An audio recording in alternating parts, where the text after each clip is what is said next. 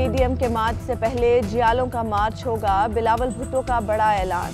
Chairman peoples party कहते हैं 27 फरवरी को कराची में मज़ार कायद से मार्च शुरू होगा। पीडीएम ने हमसे कोई मुशावरत नहीं की, हम इस हुकूमत को मोहलत नहीं देना चाहते। जब मुल्क टूटा तब भी ऐसे मुआशी हालात ना थे। इस हुकूमत ने नौकरियों का झांसा देकर रोजगार छीन लिए। कारकुन पूरी ताकत से आगे बढ़े, इस हुकूमत को घर भेजना होगा। ऐसे हालात पर हर कोई परेशान है।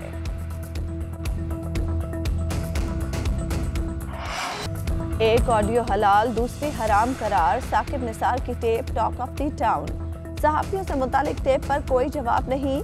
मरियम नवाज ने उल्टा कॉल रिकॉर्ड करने वाले पर सवाल उठा दिए। कहती हैं पहले ये बताया जाए एक पाकिस्तानी की निजी कॉल क्यों रिकॉर्ड की गई, इस पर पहले माफी मांगी जाए फिर बात होगी।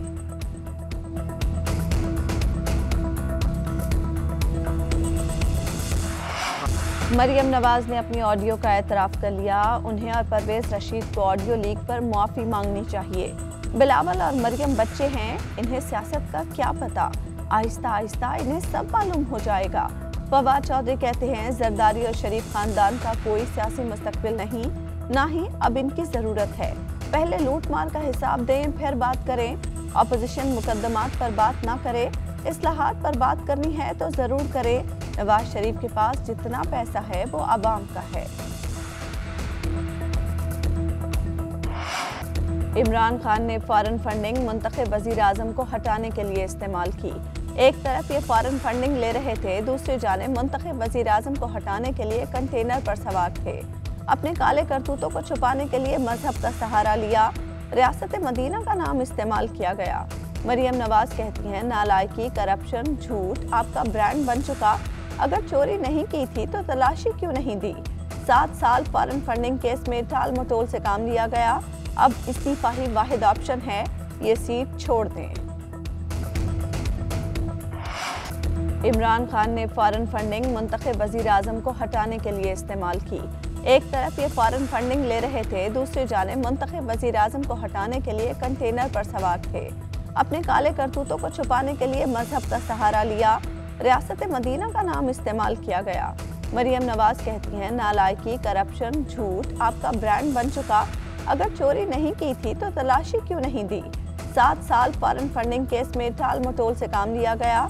अब इस्तीफा ही वाहिद ऑप्शन है, ये सीट छोड़ दें। ऑपोजिशन आदम एतमाद लाना चाहती है तो जरूर लाए, इत्तेहादियों के साथ मिलकर हुकूमत 5 साल पूरे करेगी। वजीर आजम कहते हैं कि फौजी क़यादत से मेरे ताल्लुकात मिसाली नौइयत के हैं। आर्मी चीफ को मजीद तौसी से मुताल्लिक अभी नहीं सोचा, नवंबर दूर है। हमारी हुकूमत के अगले 3 माह इंतहाई अहम हैं। इस अरसे में महंगाई को कंट्रोल करना होगा। हमारे बहुत से अच्छे कामों की तशहीर नहीं हो रही।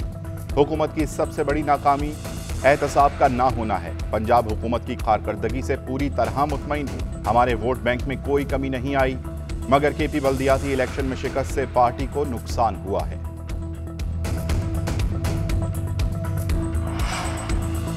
जुडिशल कमीशन के इजलास में नई तारीख रकम। कमीशन ने मुल्क की तारीख में पहली मरतबा खातून जज जस्टिस आयशा मलिक को सुप्रीम कोर्ट की जज बनाने की सिफारिश कर दी। जुडिशल कमीशन के 5 मेंबरान ने आयशा मलिक की तकर्री के हक में, जबकि 4 मेंबरान ने मुखालफत में वोट दिया। मामला हतमी मंजूरी के लिए पार्लिमानी कमेटी बराए जजेस तकर्री को भेज दिया गया। वजीर कानून फरूक नसीम कहते हैं जिन जजेस ने मुखालफत की उनका मौक़िफ़ था कि पहले जजेस तयनाती का तरीक़ाकार वाज़े किया जाए। उधर वकला तंजीमों ने सीनियरिटी के मामले पर एहतजाज भी रिकॉर्ड कराया। वज़ीर आज़म ने चेयरमैन नैब को कायमा कमेटियों में पेश होने से रोक दिया। नैब का इंकशाफ सेक्रेटरी कौमी असम्बली को खत लिखकर आगाह किया गया। नैब के मुताबिक पब्लिक अकाउंट्स कमेटी को बताया है कि वज़ीर आज़म ने चेयरमैन नैब की जगह डीजी नैब को ब्रीफिंग देने की मंजूरी दी है।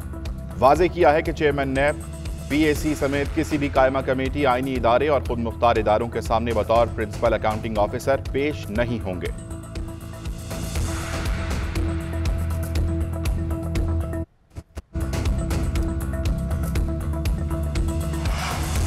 सदर मुमलिकत डॉक्टर आरिफ अलवी दोबारा कोरोना में मुब्तला। ट्वीट किया 2 रोज़ कबल चंद घंटे के लिए मामूली सा बुखार हुआ, 4-5 दिन से गला खराब था।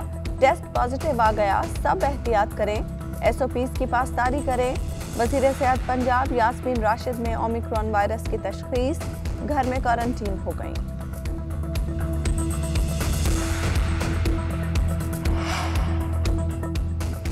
ओमिक्रॉन के कराची में मजीद 21 केसेस रिपोर्ट। कराची में कोरोना की मुस्बत केसेस की शरह 9.23% हो गई। महकमा सेहत सिंध ने हंगामी इकदाम शुरू कर दिए। लाहौर में ओमिक्रॉन वेरिएंट के मजीद 41 केसेस रिपोर्ट, तादाद 211 हो गई। NCOC के मुताबिक गुज़श्ता 24 घंटों के दौरान 1085 अफराद में कोरोना की तस्दीक हुई। मुस्बत केसेस की शरह 2.32% रही। मौलिक वायरस से मजीद 5 अफराद इंतकाल कर गए।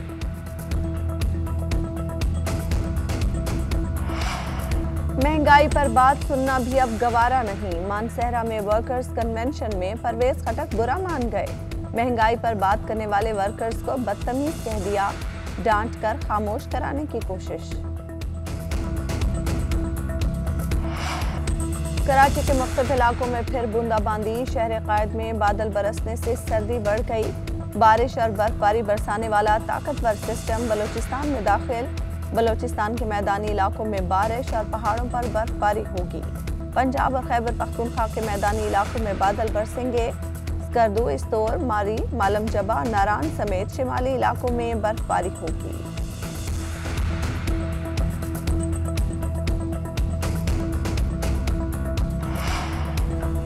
कौमी क्रिकेटर्स पर अवार्ड्स की बारिश हो गई। PCB ने ऐलान कर दिया कप्तान बाबर आजम, मोहम्मद रिजवान और Hasan Ali cricketer of the year करार। मुतासिर कुन कारकर्दगी का अवार्ड शाहीन शाह अफरीदी के नाम रहा। मोहम्मद वसीम जूनियर ने इमर्जिंग और women cricketer of the year का अवार्ड निदा डार ने अपने नाम किया।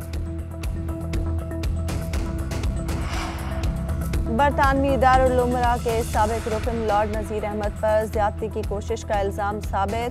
लड़की से ज्यादती की कोशिश की, एक लड़के पर जिनसी हमला भी किया। बरतानवी अदालत ने मुजरिम करार दे दिया। लॉर्ड नजीर ने इल्जामात की तरदीद कर दी। जोकोविच को रोकने पर सोशल मीडिया सार्फिन के हाथ भी तफरी का बहाना आ गया। तरह तरह की मीम्स बन गई। किसी ने रॉजर फेडरर को कस्टम्स ऑफिसर के रूप में दिखाकर रोकने की वजह बताई, तो कोई जोकोविच के गुस्से का मजाक उड़ाता रहा। एक सारिफ ने लिखा कि जिस लाइन अंपायर को जोकोविच ने US ओपन 2020 में गेंद मारी थी, उसने बदला ले लिया। किसी ने यह भी कहा कि जोकोविच ने रिव्यू लिया था, लेकिन उनको आउट करार दे दिया गया।